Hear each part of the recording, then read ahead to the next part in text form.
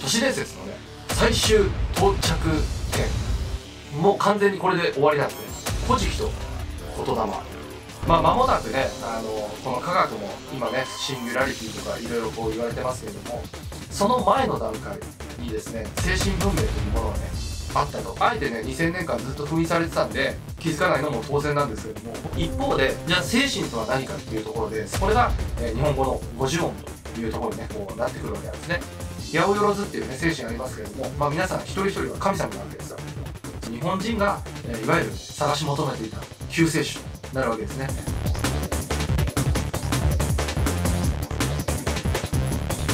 おっすということでどうもこんにちは、こうじです。はい、ということでね、今日もやっていきたいと思うんですけれども、今日はね、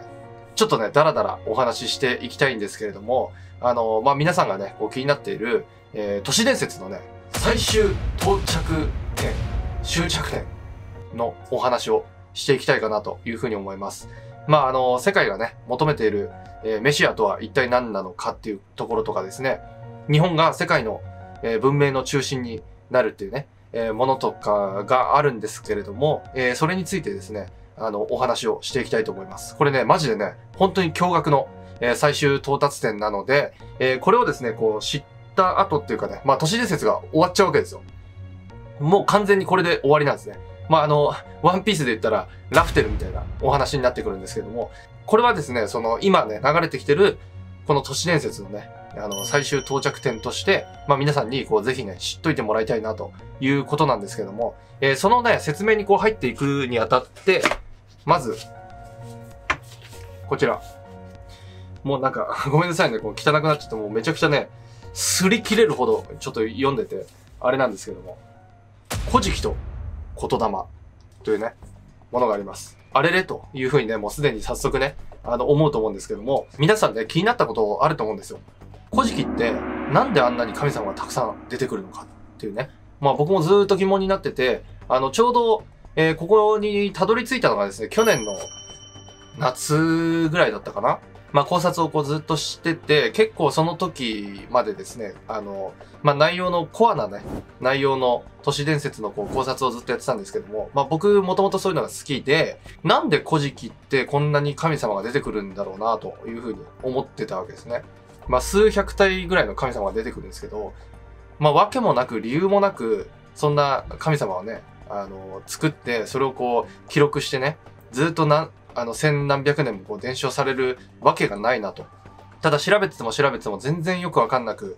なってきてね、聞いたことある名前の神様から聞いたことのない神様までたくさん出てくるわけなんですけども、そこでですね、どんどんそこに興味が湧いてって、これは絶対何かあるというふうに調べていく中でですね、最終的に、ここにたどり着いたわけなんですけども、要するにですね、古事記というのは日本語のですね、50音図。僕らが習ったあいうえお、かきくけことかね。これの50音図を、示している暗号的な内容なんですね。で、なんで暗号になってるかっていうと、実はその50音図をただ単に言いたいわけではなくて、50音図っていうのは、一つ一つの言葉に力道があるっていうね、人間の精神の構造を余すことなくすべて力道で示したものっていうね、これが言霊と。正確には言霊というらしいんですけども、古事記と言霊っていうね、形で、50音図として表したものが精神のね、人間の精神の、全構造を示しているっていうものなんですね。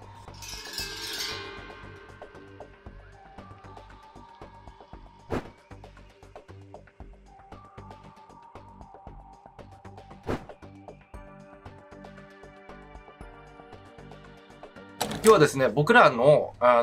今のこの物質文明っていうものがずっと進んできたんですけども、これが本格的に進んできたのが2000年前の崇神天皇あたりからですね、本格的に進むっていう政策が取られて、今にね、至ってくるわけなんですけども、間もなくね、この科学も今ね、シンギュラリティとかいろいろ言われてますけれども、もう物質とは何かっていうところがですね、もうほぼ証明できるぐらいに原子構造からね、電子の構造、素粒子、超弦理論とかね、もうその辺までね、来てて、もう物質とは一体何なのかっていうところがもうほぼ分かりつつある状態に来たわけですね。まあ物質文明の最終到着点ぐらいにまでですね、今の現代の社会というのはもう到達する勢いなんですけども、その前の段階にですね、精神文明というものがね、あったというふうに言われてるんですね。まあこれが本当に僕らは、本当になかなか気づかないというか、まあ、あえてね、2000年間ずっと封印されてたんで、気づかないのも当然なんですけども、僕ら普通にこの言語をこう喋ってる中で、なんでこの住んでる家はね、家っていう風な言葉になるんだろうとかね、テーブルとかもそうですけども、なんでテーブルって言うんだろうとかね、結構疑問に思ったことあると思うんですけども、まあ今、こう最近出てきたこう言葉とかっていうのは、そういったものをこう全く無視した形で作られている言葉なんですけれども、まあ昔、その50音図っていうものがこう出来上がってきた頃っていうのは、今から8000年前というふうに言われてるんですけども、この8000年前の人たちっていうのは、この言霊の力道をちゃんと理解した人たちが、国づくりとしてですね、こう名前を付ける作業をしていったわけですね。まあ不思議なもので、人間っていうのは、この何かコミュニケーションするとかですね、この物質の世界に現象を起こしていくっていうものには、確実にその手前にですね、言葉があるわけですよ。聖書とかにもそうですけども、言葉があったっていうね、ところから始まってくるんですよね。光あれって言ったっていう感じでこう進んでいくんですけども、光ある前にですね、言葉があったわけですよ。じゃあこの現象としてこう発信する前の、言葉として発信する前の段階で、じゃあ頭の中っていうこの精神の状態ってどうなってるかって言ったら、同じようにですね、その前の段階で、僕らがこう理解してないんですけども、認識してないんですけども、まあ実はもう頭の脳内の中で言葉っていうものがあるわけですよ。そのですね、その精神構造を、余すことなく伝えているのがこの50音図。まあその精神構造がどういう風な形になってるのかっていうね、ものからこう説明していく段階でこの古事記っていうものを、比喩表現としてね、神話としてこう残していると。まあなぜこういう古事記とかにね、神話にしたかっていうと、物質文明が完了する頃ですね、科学のね、最終到達点に行った時に、またここ日本でですね、蘇るように組まれているというような形で、古事記としてね、暗号として残されているということなんですけども、まあ要は今の現在の科学は、もうほとんど物質が何かっていう説明ができるっていうね、ものがあるんですけども、一方で、じゃあ精神とは何かっていうところで、精神の構造を示した人っていうのは誰もいないわけですよ。この世界で誰もいないわけですね。どんな心理カウンセラーの人とかも、その心とは何かっていうものを扱ってる人もですね、この構造をですね、ちゃんと明確に出せる人がいなかったわけですね。これはですね、8000年前にはちゃんと明確に示されていたと。これが、日本語の50音というところにね、こうなってくるわけなんですね。で、この力道をですね、ちゃんと明確に示した上で、実はですね、音図、僕らが習ったのは、あ、い、う、え、おっていうこの並びなんですけども、でも実は、あ、お、う、え、いとかですね、いろんなこの並び方っていうのがあって、これが5種類あるわけですね。これがですね、この精神の、5階層というところの話につながってくるんですが、例えばですけども、あっていうね、この、あの段なんですけども、このあというのは人間の感情の階層を示していると。次はおっていうね、おなんですけども、おはですね、僕らの記憶とかですね、経験値ですね。まあ、おが引くようにこうずっと引っ張ってくるような記憶の階層があると。これが、あが感情、おが記憶。そして、えっていうのは、この記憶とかをですね、過去の経験値からいろいろなものをこう選んで、実践していくっていうね、実践値なんですけども、要は、知恵とか知識とかですね、その領域っていうのが、絵の段階であるわけですね。そしてですね、こう真ん中に来るのはね、うっていうものなんですけども、このうというのはですね、これは人間の欲望だったりとかですね、産業なんですね。経済とかに関わってくる産業の、人間の欲望ですね。だから、感情と記憶と知恵と、欲望っていうこの4階層があって、それを支えてる意の段っていうのは、これは創造意志っていうね。で、これで現象を生み落とすまでのですね、縦と横のですね、時間と空間の縦と横を、繋いでいくっていうね、架け橋となって、僕らは死因として、現象を生んでいくっていうね。これを古事記では小海とかね、国海とかっていう話になってくるんですけども、そういったことをですね、こう書かれていると。で、ちょっとだけその、ね、触りだけ、これ全部説明するともう確実にもう大変なことになってしまうので、もうこの発信をした後はですね、それぞれ皆さんがね、気になった方はいろいろ調べるなり、こういう本を買ってみるなり、してみるといいと思うんですけども、要はですね、日本というのは、この50音というのはね、精神の構造を示しているっていうことで50音が余すことなく、持たれてるんですけども、ヘブライ文字はですね、22文字。そして今の英語は26文字。今のね、この日本からすると半分ぐらい足りないわけですよ。去年の動画で、ラジオ動画とかでもね、こういう話ってちょっと、フック的にしてたんですけども、外国の人たちっていうのは、その言語上、そういった精神のですね、構造を示したものっていうのが渡されてないので、そういったね、言葉がこう作り出していく社会っていうのは、二元論になってしまう。私からあなたっていうね、ものにこう、例えば英語とかもそうですけども、I'm sorry ってね、私からあなたに対してにしかね、こう一方通行でしかいかないわけなんですけども、日本っていうのはね、この言霊の中にもこの精神構造っていうものとかを介してですね、相手に伝えるっていうことの、空間領域っていうものがね、縦と横の空間領域がある。例えば、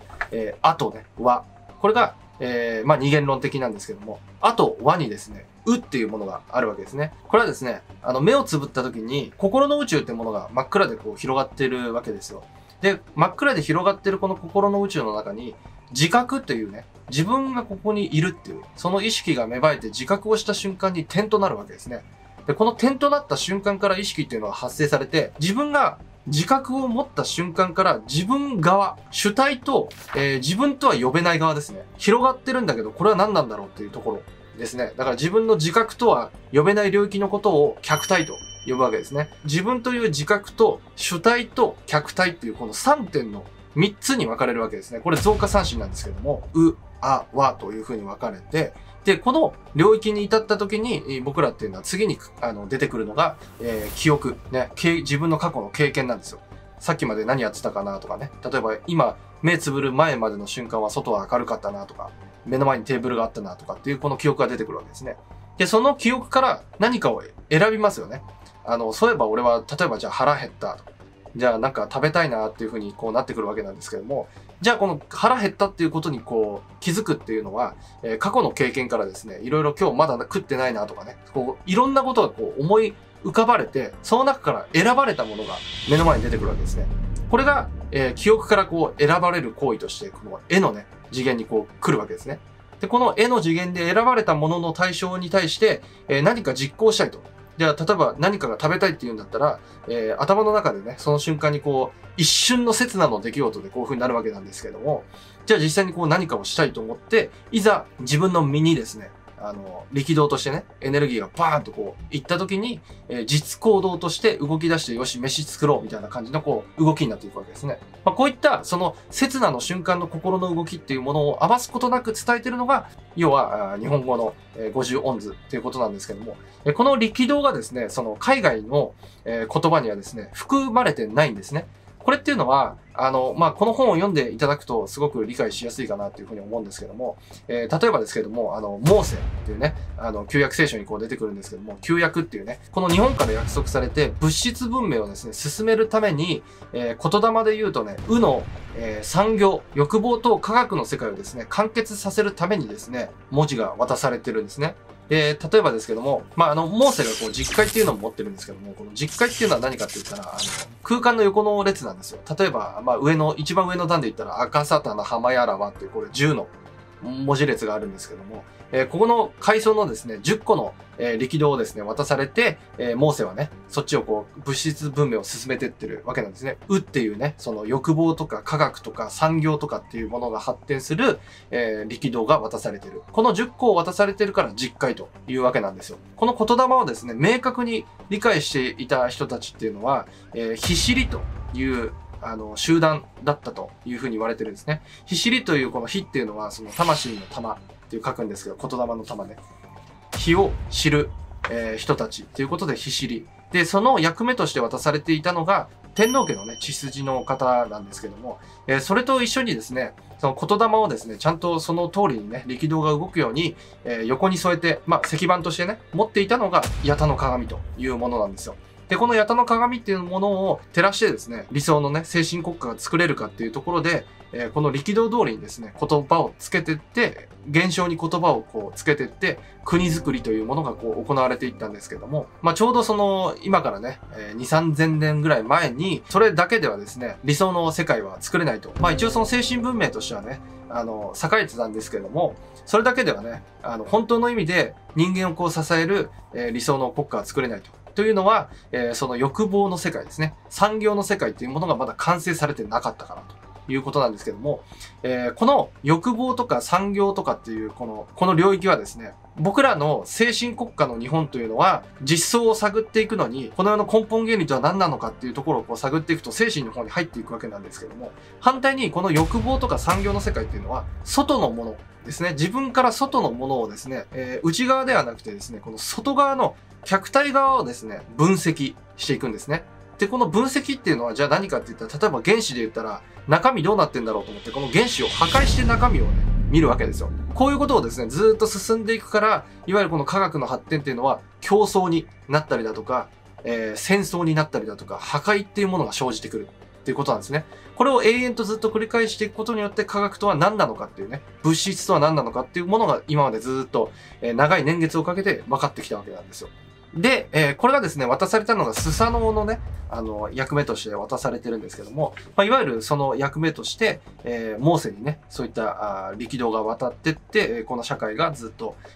約今2000年間ぐらいずっと続いているということなんですけども、この精神のですね、国家の、力道を持っているとですね、物質科学文明っていうもののね、究極、科学の完成っていうところまでですね、ものすごく時間がかかってしまうので、一度この精神文明というものは全てこの世の中から、消し去りましょうということで、実は伏せられてね、秘せられてきたわけなんですよ。それをこう蘇らせるために一応古事記として暗号として残したっていうのが一個と、三種の神器として形としてね、伊勢神宮に祀ることで、残してあると。いうことなんですよ。ただ、ああいうふうに、祀ったっていうのはですね、もともと精神という人間の根本原理っていうのを探るのは、自分自身の中にあって、自分自身の言葉が、自分の精神とリンクしていて、自分がその神の立場にあるわけですね。八百万っていうね、精神ありますけれども、皆さん一人一人が神様なわけですよ。そういった形で自分の精神と八田の鏡とね、照らし合わせることによって、その力道の社会を作っていくっていうことが先進国家の役目なんですけども、それをですね、一回消して、欲望の産業のね、科学の世界っていうものを早めるために、伊勢神宮に祀って、神を偶像化させる方向に行ったわけですよ。自分以外のところに神様がいるっていうような方向。だからこう、拝むっていうね、方向にこう行くわけなんですけども、要は自分の内側ではなく外側に目を向けるようにですね、約2000年前ぐらいから仕組まれて、そういった形でずっと行われてきたと。これがですね、要約して、現代ね、人間を超えるぐらいの知能を持った、科学っていうものがね、こう発展してきたというような、科学の完成というものがもう終わりに近づいてるわけなんですけども、このタイミングで、この日本人というものがですね、復活しなきゃいけないと。で、なぜ復活しなきゃいけないのかって言ったら、第一文明として精神文明があって、精神文明を消して第二文明のこの物質文明というものが、2000年間進んできました。で、第三文明というところで、この精神と科学を融合した上で理想の国家っていうものをちゃんと明確に作っていくっていうね。聖書とかね、ああいう宗教的に言うと千年王国みたいな、ずっと持続していくような社会を作っていくっていう方向に行くわけなんですけども、これを行うのにですね、海外のその外国の人たちっていうのは、言語上ね、その22文字だったり26文字だったりっていうもので統一されてるんで、この精神の理由がわからないわけですね。だけど科学を使うことによって、いよいよ自分たちの宗教にも変化が生じてきて、間違っていた可能性があるというところまで、西洋的な八百万みたいなところまで来たわけですね。で、これと、日本のですね、この精神というものをですね、大晦ぎ払いって言うんですけども、これをですね、合わせ持って、力道をですね、確かめなきゃいけないと。で、主にですね、3つやることがあって、宗教の分野とですね、科学の分野、あとは政治とかですね、経済とかのこの3つの分野に対してですね、みそぎ払いっていうものを行ってですね、この言霊学をですね、ちゃんと解いた上で、今までやってきたもののですね、整理が行われることになるんですね。その言霊の力道を渡されている人たちにとってみればですね、やってきたことっていうのは忠実にね、その力道の通りにやってきてるんで、その犠牲になったね、人たちっていうのもこの世界にはね、たくさんいますけれども、その2000年間においてのその役割としては、その力道が示すものとしては正しかったよというところで、認め合っていくっていう社会をね、作んなきゃいけないわけですね。いろんな宗教ってたくさんありますけれども、やってきたことっていうのは、相対感でね、その見地に立って、物事を見ていったときに、言霊学的にはそれは間違いないと。力道的には間違いないと。で、それをですね、絶対感っていうね、相対感ではなくて、あと和のね、あの視点とかね、和の視点とかじゃなくて、この相対じゃなく、それをですね、上から見るような、あと和をね、両方見てるような、絶対感という領域からですね、見てって、理想の国家を作るためにどうしていくかっていうところをですね、話し合うっていうね、3段階必要なわけですね。で、新しいその世界というのは、例えばこのままね、ずっと科学っていうものが進んでいってしまうと、もう破壊しか生まないので、地球環境もね、今、これだけ、いろんな大変なことが起きているので、皆さんもね、結構感じてると思うんですけども、新しい、段階に行かないといけないわけですね。で、新しいその文明をスタートさせるのに、この言霊のですね、この八田の鏡っていう精神の規範が整った上で、この言霊の力道が示す、天津、太則と御図っていうね、御図があるんですけども、それと、照合してですね、名前を作ると。新しい文明の名前だったり、新しい産業の名前だったり、町の名前だったりね、それをですね、こう作っていかないといけないと。新しくこう生まれてくる名前のところに、その力道が示す通りにちゃんと理想のね、並びっていうものがあるわけなんですよ。その理想の並びの、国家を作っていくことで、初めて完成されるっていうね、領域に行くっていう、ものなんですよ。それをですね、こう実行していく者たちは、古代にもいたね、ひしりっていう人たちなんですけども、このひしりってね、もともと一人じゃないんですね。昔の人たちもその言語をちゃんと、明確にこう並べていくのに、いろんな人の力が必要で、何人かいたと。だからひしりの集団っていうね、感じでこう呼ばれてたわけなんですけども、もちろんこの現代においても、誰か一人がね、それをこう行っていくとかっていうものとかではなくてですね、おおよそ、洞察していくとですね、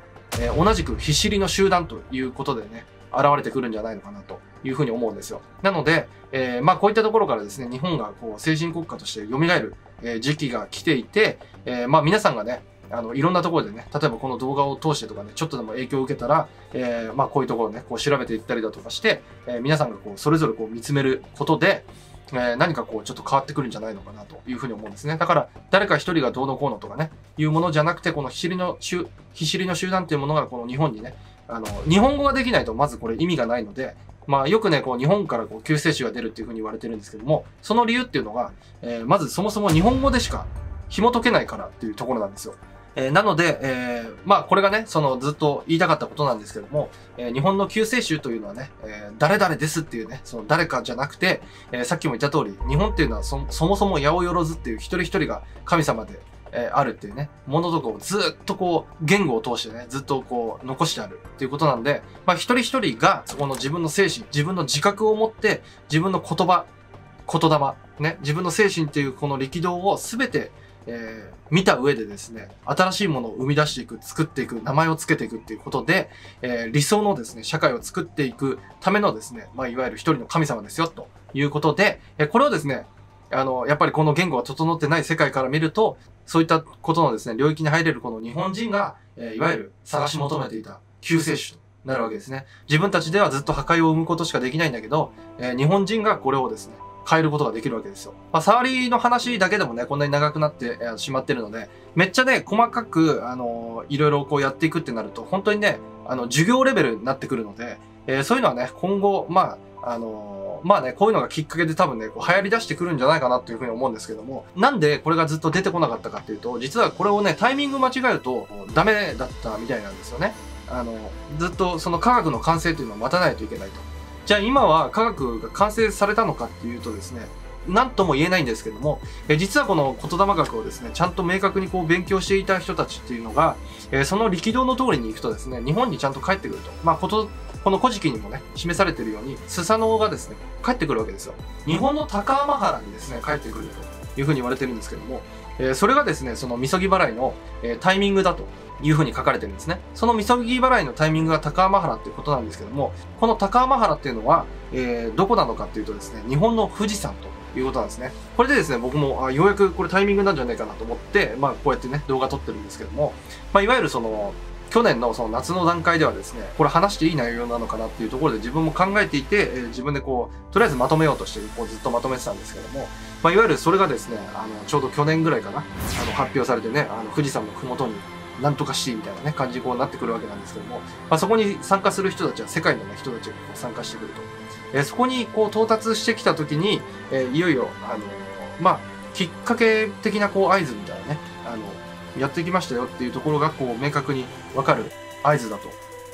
いうふうなね、いうふうにこう書かれてるわけなんですけども、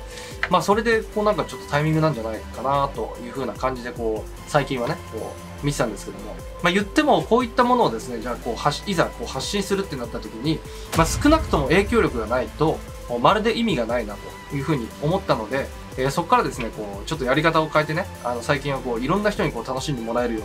うな、都市伝説をね、こう、撮ってたんですけども、まあ、いよいよね、ちょっとタイミングっぽいなというふうに感じてきたのでね、ほんと直感的にですけど、まだまだこの大変なのが続くわけですよ。その聖書にね、書かれてる通り、光のこの戦いと闇のこの戦いっていうのは、まだまだね、時間がね、一夜にして終わるものじゃないので、続いていくと思うんですけども、まあそこにですね、ちゃんと明確に答えられるね、まあ日本人がですね、そこをですね、こう、バッとね、まとめ上げるっていうところでね、必要になってくるかと思うので、まあ皆さんもね、これを機にこうなんかいろいろ言霊学っていうところをこう勉強してみるのがいいんじゃないのかなというふうに思うんですね。まあ世間一般的に言われてるその言霊と全然違うんですよ。世間一般で言われてる言霊は、こういいことが言ったらいいことが返ってきますよみたいな、その引き寄せの法則みたいな感じになってたり、あとはその波動がどうのこうのとかって言ってるようなものとはもう違うわけですね。もう力道っていうものが明確に最初から決められて配置されてるから、その力道を組んでいった文字の運用方法によって理想の社会が作れますよっていうことなんですよ。その力道の通りに動くものですね。を、その力道の通りの名前をつけていくっていう作業なんですよ。だから、僕らが一般的なその、自分たちにとってこう、有利なね、いいことがやったらいいことが返ってくるみたいな、こととかでも一応、まあ応用はできると思いますけれども、まあそういったことではなくて根本的な人間の精神の原子構造ですね。いわゆる。科学の原子構造が今全部全て解き明かされました。で、人間の精神の構造も全て解き明かされますみたいな感じなんですよ。で、これを2つ合わせることによって、じゃあ理想の社会を作っていきましょう。で、この先にですね、ようやく、今ね、なんかいろんなこうネガティブなことでみんなもね、例えば人工知能が怖いとかね、思うと思うんですけども、この先に実はこの科学が有効的に理想国家として使えるわけですね。まあ、いわゆるその人間を支配するための人工知能ではなくて、人間をいよいよ労働から解放するための AI だったとかっていうところがですね、決まってくるわけですよ。まあそういった意味でも、実はですね、これをこう、本当にみんな目覚めてね、いろいろ勉強していくのはね、すごくこう大事だなと。で、もちろん、もう、そのね、欲望の世界、産業の世界とかね、科学の世界とは違って、いわゆるその競争の社会じゃなくなるので、いわゆるね、これをこう、パッて言った時に、俺が一番先に読み解いてやるみたいなね、そういうこととかでもなくて、自分がちゃんと自分なりにですね、精神を見つめて理解していくっていうことが重要だということなんですよ。まあ、よかったらね、まあ皆さん買ってみてくださいということで、今日はですね、世界が探し求めていたメシアとは何なのかっていうね、ところと、都市伝説のもう終着点ですよ。もうこれで、もうすべて終わりますからね。終わるというか、まあ、新しいものが始まるというか、終着点なんでね、ぜひ皆さんも、チェックしてみてくださいということで、ご視聴ありがとうございました。まあ、明日からね、普通に、これもね、また、細かくね、やっていくものもあるかもしれないし、あとはね、こう、普通に都市伝説はエンターテインメントとしてね、楽しんでいただければなというふうに思います。ということでね、ご視聴ありがとうございました。バイ。